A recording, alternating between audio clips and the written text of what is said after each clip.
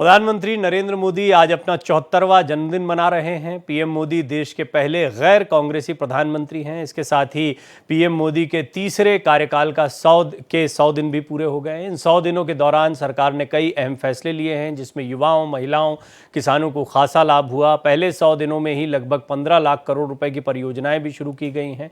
सरकार ने किसानों और खेती में विकास के अलावा रेलवे, सड़क और हवाई मार्ग के बुनियादी ढांचों पर विकास के साथ साथ रोजगार के मामले में कई अहम काम किए हैं। पहले और दूसरे कार्यकाल से अलग इस बार पीएम मोदी के सामने कई चुनौतियां भी हैं। 4 जून को जब लोकसभा चुनाव के नतीजे सामने आए तो इसे पीएम मोदी की हार के तौर पर देखा गया। अंदाजा लगाया गया कि पूर्ण बहुमत नहीं होने से पीएम मोदी का अंदाज अब वैसा नहीं रहेगा, बहुत कुछ सहयोगियों पर निर्भर रहेगा।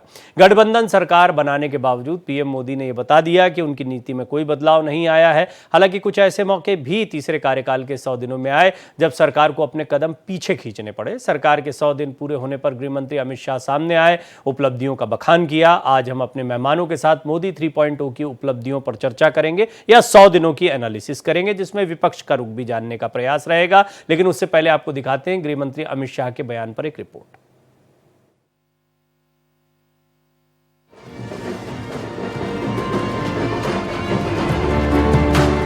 देश के प्रधानमंत्री नरेंद्र मोदी अपना 74वां जन्मदिन मना रहे हैं। Happy birthday. पीएम मोदी के जन्मदिन के साथ ही मोदी सरकार के तीसरे कार्यकाल के 100 दिन भी पूरे हो चुके हैं। मोदी सरकार के तीसरे टर्म के पहले 100 दिन का रिपोर्ट कार्ड लेकर गृह मंत्री अमित शाह ने प्रेस कॉन्फ्रेंस की और सरकार की उपलब्धियां गिनाई। इस दौरान अमित शाह ने कहा कि आज का दिन बहुत शुभ है, क्योंकि आज हमारे प्रधानमंत्री नरेंद्र मोदी का जन्मदिन है और पीएम मोदी के नेतृत्व में आज देश विकसित भारत के रास्ते पर आगे बढ़ रहा है। प्रधानमंत्री मोदी जी का जन्मदिन है। पूरे देश में कई संस्थाएं जन्मदिन को सेवा पखवाड़े के नाम से मनाने का निर्णय किया है, जो हर साल करते हैं। 17 सितंबर से 2 अक्टूबर ये 15 दिन देश भर के सभी जरूरतमंद लोगों की सेवा में हमारे जैसे कई कार्यकर्ता इसको लगाएंगे। केंद्रीय गृह मंत्री अमित शाह ने कहा कि आज भारत पूरी दुनिया में उत्पादन का चहेता केंद्र बना है। हमारी डिजिटल इंडिया योजना को आज दुनिया के कई देश समझ रहे हैं और इसे स्वीकार कर रहे हैं। हम इकोनॉमी के 13 पैरामीटर्स पर खरे उतरे हैं। अंतरिक्ष के क्षेत्र में भारत का भविष्य उज्जवल है। भारत पूरी दुनिया में उत्पादन का सबसे चहेता केंद्र बन चुका है और ये वास्तविकता है। हमारी डिजिटल इंडिया की योजना को दुनिया के कई देश समझना भी चाहते हैं, स्वीकारना भी चाहते हैं और उसको अपने विकास का आधार भी बनाना चाहते हैं। इकोनॉमी के 13 पैरामीटर्स में, चाहे बैंकिंग हो, चाहे मुद्रास्फीति हो, चाहे विकास दर हो, हर पैरामीटर में हमने डिसिप्लिन लाई है और प्रगति भी की है।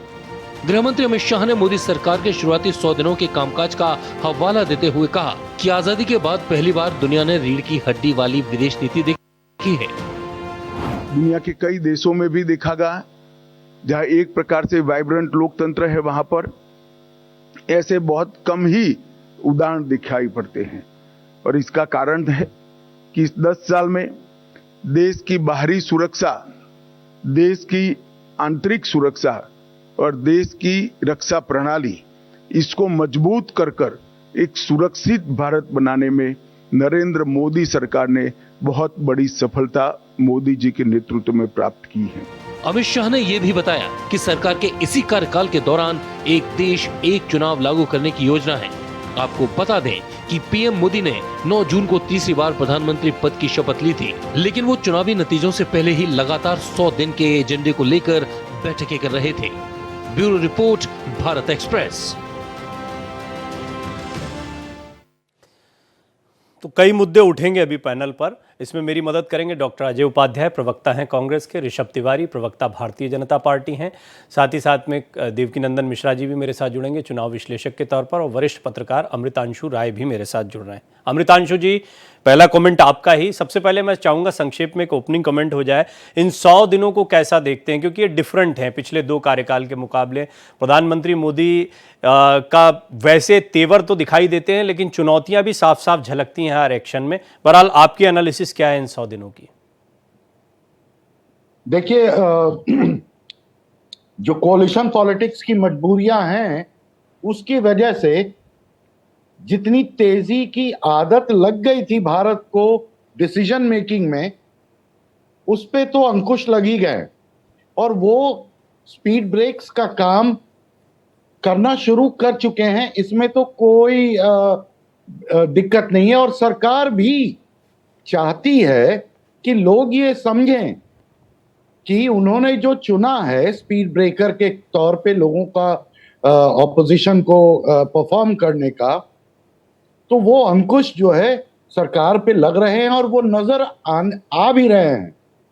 और कई मामले ऐसे हैं जो कि इमीडिएटली नंबर के संख्या के बल पे डिसीजंस हो जाते थे, वो डिसीजंस अब उतनी तेजी में नहीं होंगे। जैसे इसका असर क्या होगा? जैसे जैसे कुछ बताइए, क्योंकि मुझे तो ऐसा लग रहा था स्पीड अप हुआ, किसान सम्मान निधि आते से ही वो फटाफट खटाखट वाला स्लोगन इधर से दिया गया था, लेकिन काम करने का अंदाज जो है ऐसा दिखाया गया। मतलब मैं फिर भी समझना चाहूंगा स्पीड ब्रेकर्स आप किन चीजों में देख रहे हैं?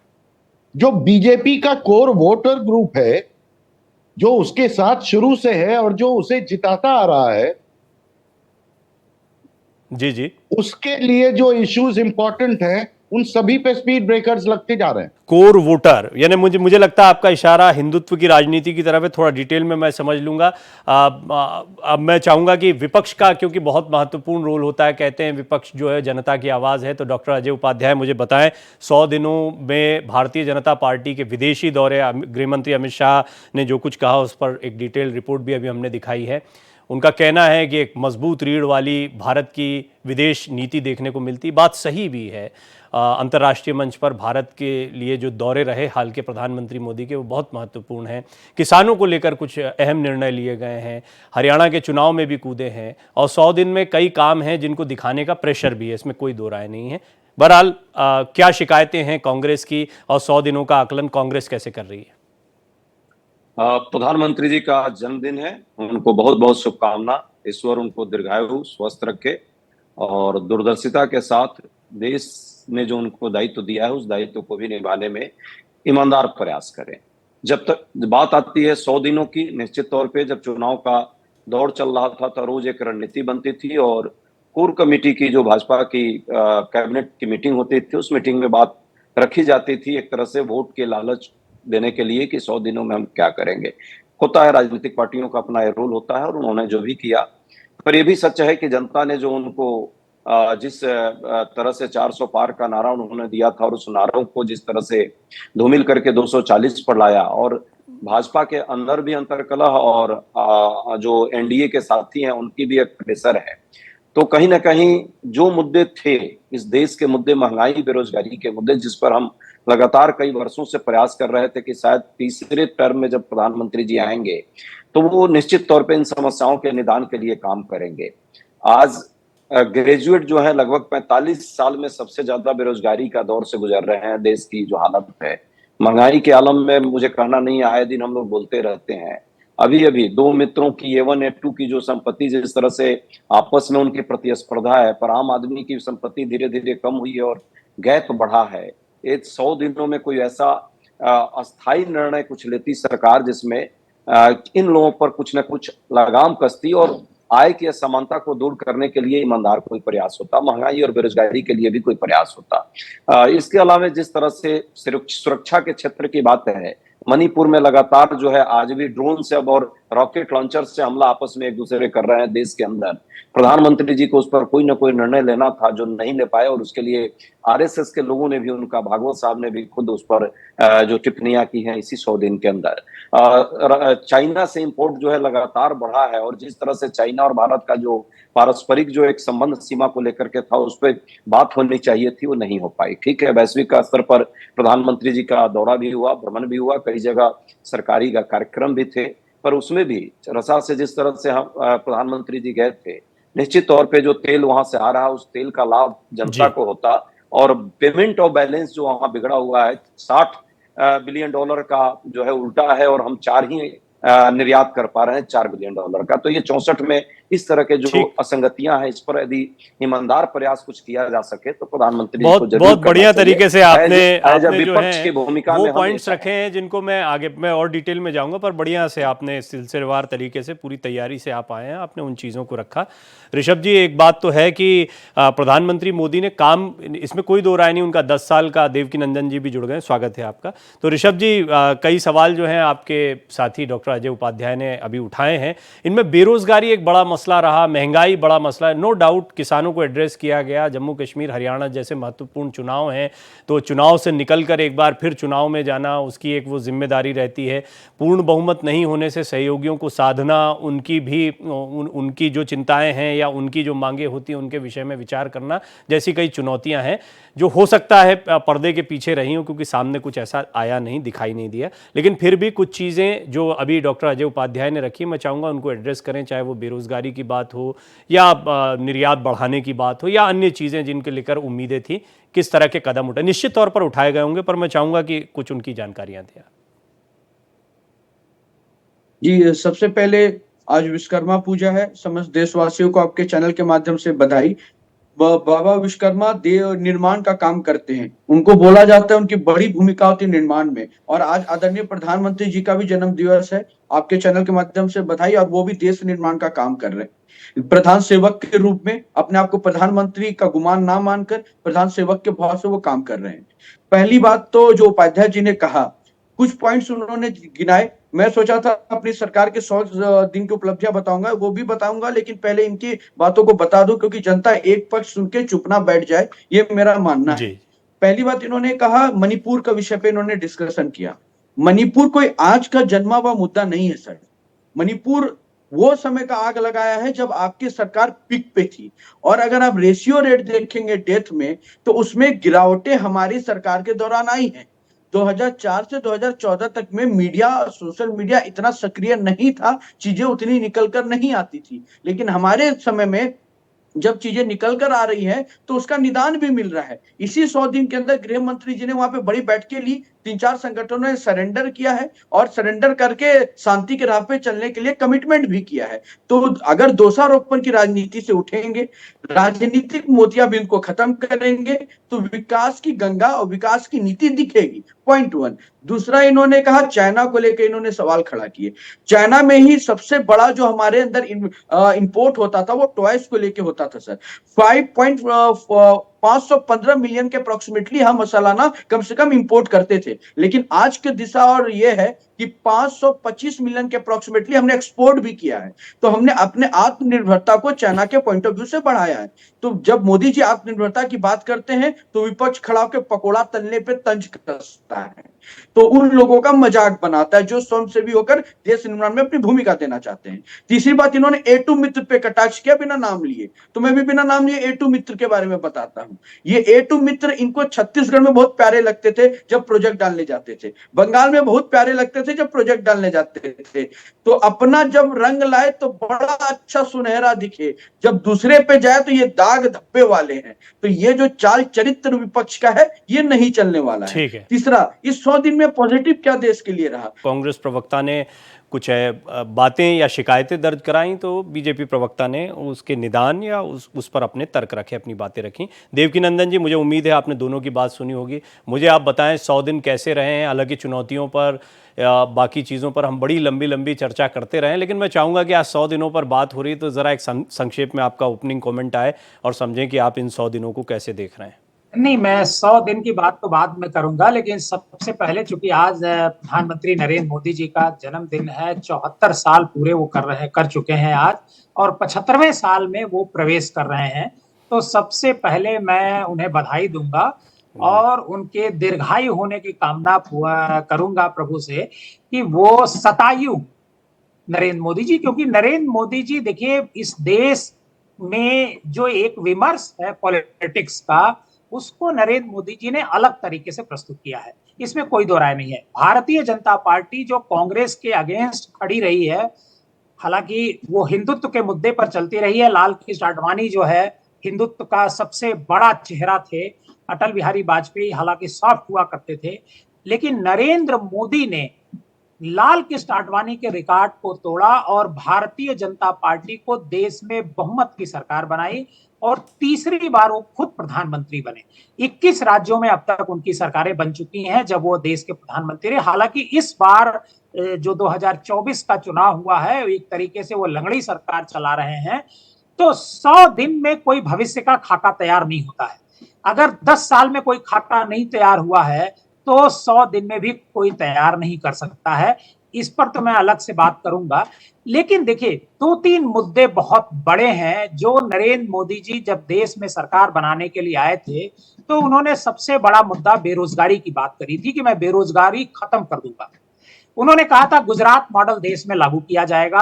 क्या देश में गुजरात मॉडल लागू हुआ और क्या गुजरात मॉडल है, इसके बारे में कभी उनकी तरफ से बताया नहीं गया। तीसरी बात, जो महंगाई है, महंगाई की बार मोदी सरकार ये नारा चला करता था, लेकिन क्या महंगाई की मार आपके और हमारे घरों से गायब हो गई? क्या हमारे घर के सारे सामान सस्ते हो गए? ये बहुत बड़े सवाल हैं। बल्कि मैं तो ये कहूंगा कि दवाई 4 गुनी महंगी हो गई है, खाद्य पदार्थ भी महंगे हो गए हैं, लेकिन किसानों की जो आय दोगुनी होनी थी वो नहीं हुई है। मतलब ये देखिए, हम 100 दिन की बात तो कभी करनी भी नहीं चाहिए। ये चूंकि सरकार है, सरकार अपने तरीके से उस चीज को प्रस्तुत करती है। मैं हालांकि हम एक ये चीज बताते बता दूं हैं- इसमें स्पष्ट क्योंकि ये 2 बार पॉइंट आया है। हम 100 दिनों की बात इसलिए भी कर रहे हैं क्योंकि प्रधानमंत्री मोदी के 2 कार्यकाल पिछले और ये जो तीसरा कार्यकाल चल रहा है बहुत डिफरेंट है। उनके तेवर में या उनकी जो रफ्तार थी उसमें कोई परिवर्तन आया नहीं आया, इसको समझने के लिए हम ये प्रयास कर रहे थे क्योंकि 3.0 बिल्कुल, तो मैं बहुत डिफरेंट मैं इस है पर आपको पिछले जवाब 2 दूं। कार्य। मैं इस पर आपको बिल्कुल, आपने ठीक कहा कि देखिए क्या है, इससे पहले नरेंद्र मोदी जी पहली बार 276 सीटें भारतीय जनता पार्टी जीती थी। दूसरी बार भारतीय जनता पार्टी 2019 में 303 सीटें जीती थी, लेकिन भारतीय जनता पार्टी तीसरी बार 240 पे अटक गई। तो 240 पे अटक गई मतलब चंद्रबाबू नायडू और नीतीश कुमार के सहयोग से यह सरकार चल रही है। तो नरेंद्र मोदी जी का जो पहले के जो तेवर था वो तेवर इस कार्यकाल में देखना थोड़ा सा मुझे असंभव लगता है। हालांकि आपने 2 अभी महत्वपूर्ण बातें कही क्योंकि ये थोड़ा मेरा सेगमेंट जरा छोटा है तो मैं अनुत्तरित ना रह जाए और इस पर ऋषभ भाई कुछ कहना भी चाहेंगे। ऋषभ जी, महंगाई और दूसरा गुजरात मॉडल जो कभी बताया नहीं गया जैसा देवकी नंदन जी ने कहा, ये 2 पर जरा संक्षेप में जवाब दें। एक छोटा सा ब्रेक लेना, उसके बाद जरा विस्तार से हमको समय मिलेगा तो अमृतांशु जी, डॉक्टर अजय उपाध्याय सभी को शामिल करके चर्चा करेंगे, लेकिन इन 2 बातों पर आप जरा अपना जवाब दें। प्रवीण जी, सबसे पहले तो जो इन्होंने बात कही किसान को लेकर, तो खरीफ फसल पे इसी 100 दिन के अंदर एमएसपी में बकायदा स्थिरता लाई गई है और रबी फसल पे 4 गुना जो 640 से 2400 इसी सरकार ने कर दिया है। पहला विषय है। दूसरा, इन्होंने कहा कि जो इस बार 240 पे अटक गए, रुक गए, लटक गए, तो मैं उनको बता देता हूं सर कि 240 आने के बाद भी वही है, रुतबा वही है, नियत वही है, नेतृत्व वही है और करना भी वही है, जिसमें राष्ट्र प्रथम भाव से अंत्योदय मूल मंत्र से काम कर सके। और ये वही लोग हैं सर जो विश्लेषण करते थे कि ना आपने दो ऐसी चीजें उठा ली जिनका जवाब दिया जा सकता था। महंगाई, गुजरात मॉडल, मैंने तो ये 2 प्रश्न रखे थे, मुझे वो 2 चीजें लगी, मुझे पता बाकी पर जवाब मिल जाएगा। महंगाई और गुजरात मॉडल, 2 चीजें।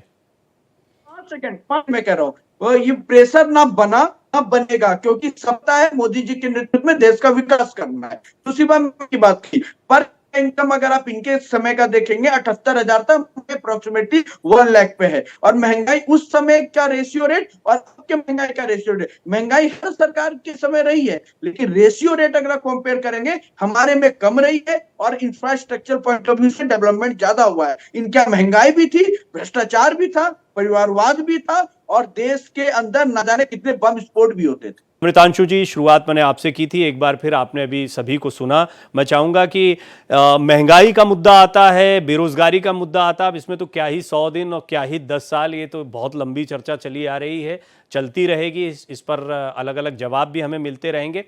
विजन के लिहाज से, एक विजनरी के लिहाज से प्रधानमंत्री मोदी की जो स्पीड रही है और जिस तरीके से वो चीज़ों को इम्प्लीमेंट करते हैं, जो योजनाएं लेकर आए कई, चाहे वो पक्के मकानों का निर्माण करना हो या इससे पहले उज्ज्वला जैसी बहुत सारी स्कीम अगर उनके पिछले कार्य, तो आप, और कई बार ये भी कहा जाता है कि वो ब्रांडिंग भी करते हैं, इवेंट्स को इवेंट के तौर पर भी रख पाते हैं चीज़ें। मैं ज़रा दोनों पहलुओं से जानना चाहूँगा कि कैसे आप उनके काम करने के अंदाज को देखते हैं, अभी तक का काम जो 10 साल में रहा और 100 दिन का काम। सबसे पहले तो हमें ये भूलना नहीं चाहिए कि कोविड हमारे लिए भले ही पुराना हो गया हो, लेकिन कोविड का जो असर है वो अभी भी इकोनॉमी पे, उसको संभालने का काम सबसे बड़ी चुनौती थी किसी भी सरकार के लिए। और ऐसे में जो लिक्विडिटी की अवेलेबिलिटी होती है मार्केट में, उसको जब टाइट करते हैं तो महंगाई ऑटोमेटिकली बढ़ती है। इस कहर को न्यूट्रलाइज करने के लिए मोदी सरकार ने सबसे पहले मुफ्त अनाज योजना चालू किया, ताकि शहर में तो लोग फिर भी थोड़ी बहुत महंगाई के साथ जी लेंगे, खरीद करके काम निकाल लेंगे, लेकिन गांव देहातों में ये बहुत बड़ी समस्या हो जाएगी। इसलिए मुफ्त राशन का प्रावधान किया।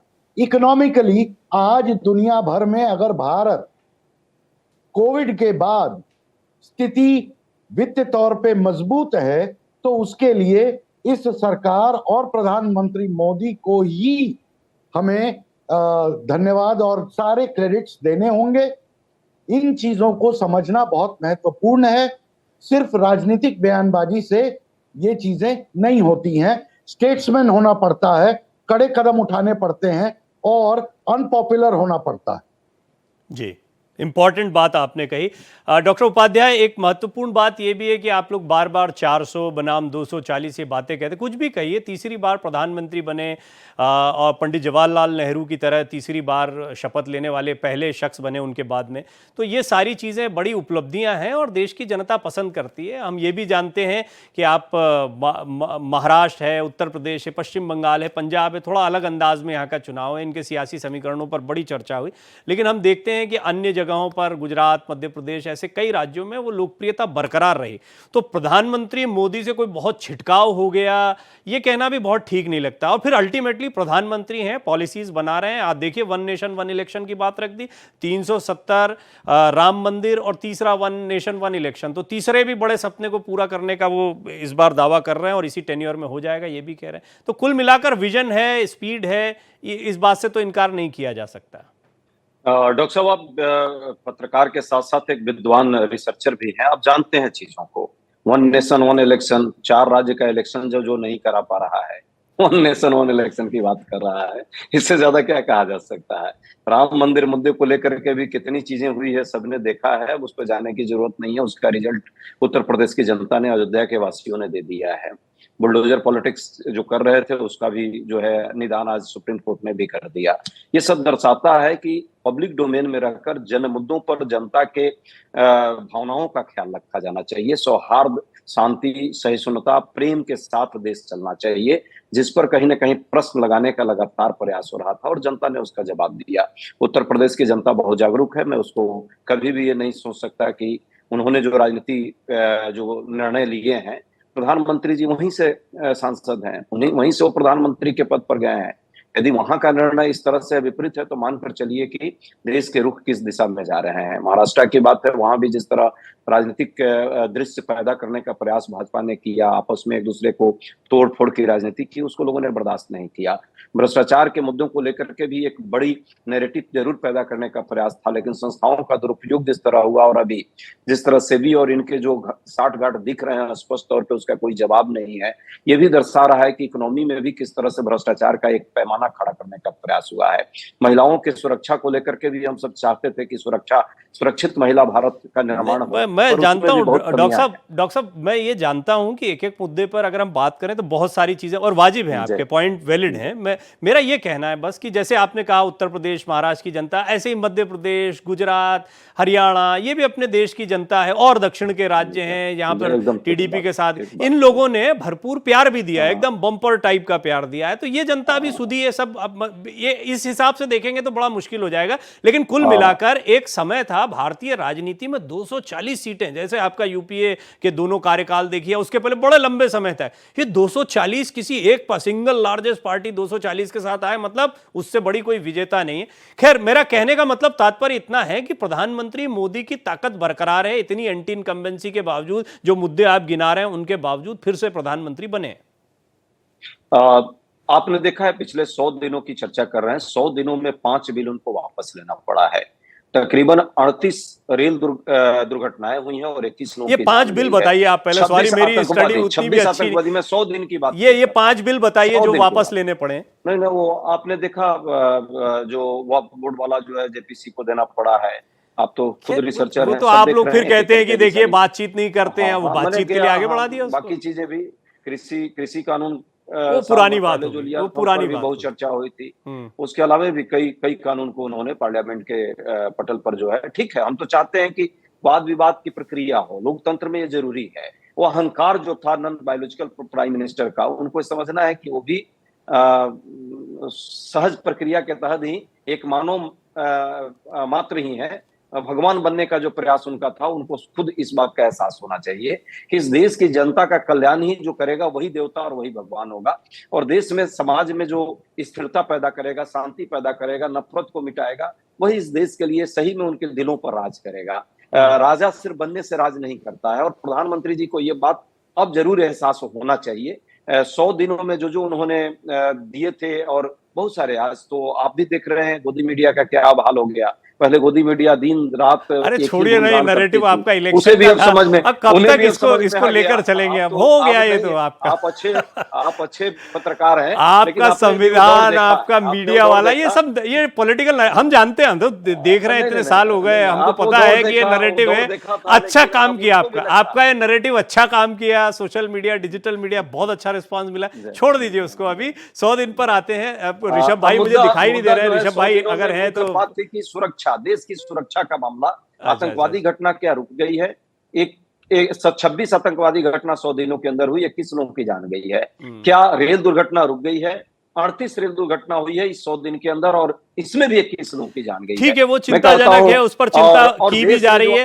हालांकि देखिए डॉक्टर अजय उपाध्याय, मैं ये आपको बता दूं कि इस रेल दुर्घटना के ऊपर जब हमने बहुत चर्चा की, बहुत गहनता से बात हो रही है, तो ये पता लग रहा है कि कितनी बड़ी साजिश एनआईए इसकी जांच कर रही है, कितनी बड़ी साजिश हो सकती है। ये भी एक बहुत बड़ी समस्या का विषय है, और ऐसी चीजों को दबाने से काम नहीं चलेगा। इनको खत्म करना, जड़मूल समाप्त करना, इस विचारधारा को जड़मूल समाप्त करना बड़ा जरूरी है। डॉक्टर साहब, ये सरकार का ड्यूटी है, उसको करना चाहिए। सब कहानी चल रही है, हम खुद उठा रहे थे सवाल। अभी बीजेपी प्रवक्ता अमृतांशु जी कुछ कहना चाह रहे हैं, फिर मैं देवकी नंदन जी के पास जाऊंगा। जी अमृतांशु जी। डॉक्टर अजय उपाध्याय ये बात भूल गए कि 2004 से 14 के बीच में कोई दिवाली, कोई दशहरा, कोई छठ, कोई भी पर्व ऐसा नहीं था जिसमें टेररिस्ट थ्रेट नहीं थे। कितने हजारों टेररिस्ट अटैक हुए, और ये 21 दिन का टेररिज्म की बात कर रहे हैं जी। डॉक्टर साहब वरिष्ठ पत्रकार हैं, इनका बड़ा सम्मान करता हूं। हजारों टेररिस्ट अटैक की जो बात कर रहे हैं, ये तो अब पत्रकारिता का क्या रूप है मैं नहीं कहूंगा। अच्छे व्यक्ति हैं, उनको सही तथ्यों के साथ बात रखनी चाहिए। अटैक होते थे, पर 21 दिन के अंदर की घटना मैं बता रहा हूं, ये आप सबके सामने है। मैं नहीं कह रहा हूं कि आप मोदी जी की प्रशंसा ना करें, आप खुल के करें।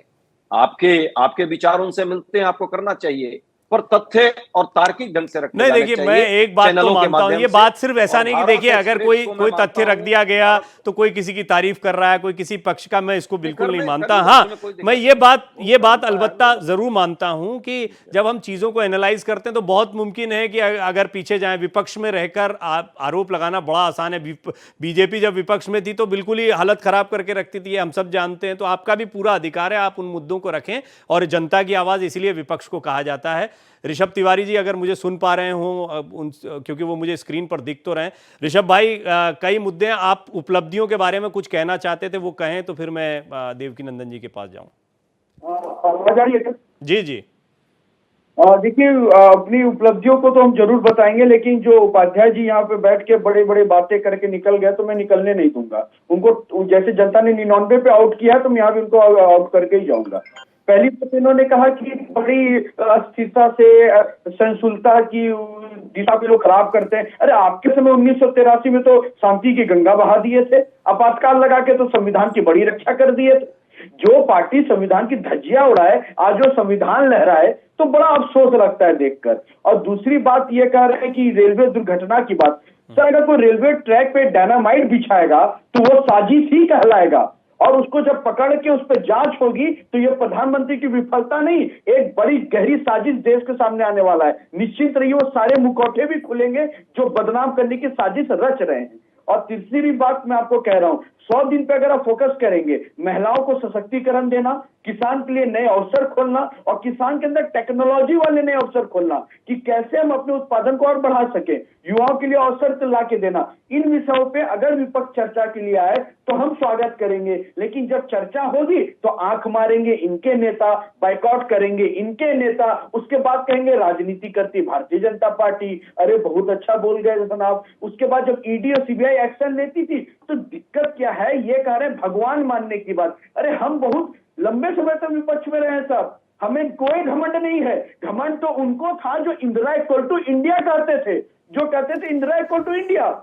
भारत को अपने मैं समझ गया ऋषभ जी, ऐसे एक एक पॉइंट लिखते हैं। आपने जो भी बोला डॉक्टर उपाध्याय, फिर पहले तो उसका जवाब आएगा, उसमें मेरी चर्चा पूरी निकल जाएगी। आपने जो बोला एक एक पॉइंट लिख रखा है, मैं ये तो समझ गया, उस एक एक पॉइंट का जवाब दिया। देवकी नंदन जी के पास जाने दीजिए, मुझे बड़ी देर से वो सुन रहे हैं। और देवकी नंदन जी मुझे ये बताइए, एक बात तो है, देखिए विजन बहुत इंपॉर्टेंट होता है। हम अगर देखें जियोपॉलिटिकल सिनेरियो में देखें तो भारत की स्थिति जो है हमको एक अलग अंदाज में देखने को मिलती है, इसमें कोई दो राय नहीं, कोई संदेह नहीं है। हम अगर योजनाओं के लिहाज से देखें तो प्रधानमंत्री मोदी जो है वो एक विजन रखते हैं। जिस गुजरात मॉडल की बात की जाती है उसमें निश्चित तौर पर व्यावसायिक रूप से, इकोनॉमिक तौर पर मजबूती की बात कहीं ना कहीं होती है। और मुझे लगता है आत्मनिर्भर भारत की बात हो, स्टार्टअप इंडिया की बात हो, और भी मेक इन इंडिया की बात हो, ये सारे प्रयास करना इस दिशा में दिखाता है। तो एक तरीके से कुछ विजन रखे गए, और उसमें भारत जैसा देश जहां पर आपको पक्के मकान भी बनाना है, शौचालय भी बनाना है, मुफ्त राशन भी देना है। नहीं, विजन तो बहुत जरूरी है किसी भी देश की तरक्की के लिए, लेकिन हमारा विजन सिर्फ मुफ्त बांटने को लेकर के हो, ये किसी भी दुनिया के किसी भी देश के लिए अच्छा नहीं हो सकता है। हम गवर्नमेंट को टैक्स पे करते हैं, जीएसटी हर चीज पे बढ़ती जा रही है, हम टैक्स पे कर रहे हैं और गवर्नमेंट मुफ्त का राशन बांट रही है। अभी 2 दिन पहले प्रधानमंत्री ने उड़ीसा में कोई योजना लॉन्च करी है कि वो महिलाओं को साल में 50,000 रुपए देंगे। क्यों देंगे भाई? 50,000 रुपए क्या किसी के घर से आ रहे हैं? क्यों? ये इस वजह से किया जा रहा है क्योंकि बगल के झारखंड के राज्य में चुनाव होना है और झारखंड के मुख्यमंत्री 10,000 रुपए 18 से 50 साल की महिलाओं को मैया योजना के तहत दे रहे हैं। देखिए, हम मुफ्त की बातें जो कोई भी कर रहा है, नरेंद्र मोदी जी इस पर एक बार डिबेट कर रहे थे, उन्होंने एक प्रेस कॉन्फ्रेंस तो कभी उन्होंने किया नहीं, उन्होंने एक बयान दिया था कि अरविंद केजरीवाल की पूरी पॉलिटिक्स मुफ्तखोरी पर चल रही है, मुफ्त की राशन, मतलब बिजली मुफ्त, ये मुफ्त, और इस पर एक बहस होनी चाहिए। कई अखबारों में आर्टिकल आया, क्या नरेंद्र मोदी जी ने मुफ्त की रोक लगाई? उन्होंने 5 साल के लिए चुनाव, मध्य प्रदेश और छत्तीसगढ़ का जब चुनाव चल रहा था, उन्होंने 5 साल के लिए राशन मुफ्त कर दिया। क्यों राशन मुफ्त दिया जाएगा किसी को? किसको जरूरत है? क्या इसकी कोई सर पर देखिए, लाडली बहना योजना का इम्पैक्ट, लाडली बहना योजना का इम्पैक्ट देखिए ना आप मध्य प्रदेश में। प्लीज एक मिनट, फिर वही बात मैं कह रहा हूं कि क्या चुनाव जीतने के लिए मुफ्त का राशन? अब वो तो कर्नाटक में कांग्रेस ने भी किया। ये अभी डॉक्टर उपाध्याय भी इससे इनकार नहीं करेंगे, कोई नेता इनकार नहीं करेंगे। मैं तो अरविंद केजरीवाल की भी आलोचना कर रहा हूं, कांग्रेस की भी आलोचना कर रहा हूं और नरेंद्र मोदी की भी आलोचना कर रहा हूं। मैं किसी एक की आलोचना नहीं कर रहा हूं। मैं मुफ्तखोरी इस देश से जब तक खत्म नहीं होगी तब तक ये देश विकास के रास्ते पर नहीं जा सकता है। जो इंडस्ट्री लगने की बात कही जा रही है, कितना इंडस्ट्री लग गई, कहां लग गई भाई? कौन सी इंडस्ट्री लगी? आप बता सकते हैं? 2 नाम बता दीजिए कि देश में ये इंडस्ट्री लग गई। नहीं बता सकते। ये केवल हम शौचालय बना देंगे, हम घर बना देंगे। तब जी कौन कौन सी इंडस्ट्रीज लगी, क्या क्या अचीवमेंट्स हैं? वो दुर्भाग्य का बात है कि चुनाव विश्लेषण करते हैं देवकी नंदन मिश्रा। अरे प्लीज ऋषभ भाई, प्लीज नहीं सर, ये जरूरी है। देखिए उनके विचार रहने दीजिए, वो मैं जानता हूँ। प्लीज कंप्लीट करने दीजिए। मैं चाहता हूँ आप कौन कौन सी इंडस्ट्रीज लगी और कौन कौन से अचीवमेंट्स है वो बताएं ना, समय हमारा निकल जाता है इसमें नहीं तो। प्रवीण जी मैं वही बताऊंगा, लेकिन ये कह देना टीवी चैनल पे बैठ के, वे भी नेशनल चैनल पे, कि शौचालय देने की क्या बात करते हैं? क्यों नहीं करेंगे बात, जब इस देश में महिलाओं की 70 साल तक चिंता नहीं की गई? इनके घर की बेटियां अगर घर में शौच करती है, लेकिन उनके लिए कौन चिंता करेगा? ठीक है, रखिए आप ये बात, रखिए आपका तर्क ठीक है, ठीक है आपका, बिल्कुल ठीक है। ये कहते हैं शौचालय क्यों दे रहे हो? ठीक है, इसमें नाराजगी की कोई बात नहीं, उन्होंने अपनी बात। शायद ऋषभ तिवारी जी को यह पता नहीं है कि इस देश में इंदिरा आवास योजना कब से चल रही है। ठीक है, वही मैं कह रहा हूं ना, इसमें मेरा समय निकल जाएगा। मैं हाथ जोड़ के निवेदन, ऋषभ जी डोंट बी पर्सनल। देवकी नंदन जी रुक जाइए, आपने बात बोल ली। ऋषभ भाई आप अपनी ये बताइए, अचीवमेंट और इंडस्ट्रीज थोड़ा सा बताइए, एक अपॉर्चुनिटी होती है एक प्रवक्ता के पास। बिल्कुल बिल्कुल। संथाल पढ़ना के अंदर गोड्डा जिला सबसे पिछड़ा जिला आता था सर।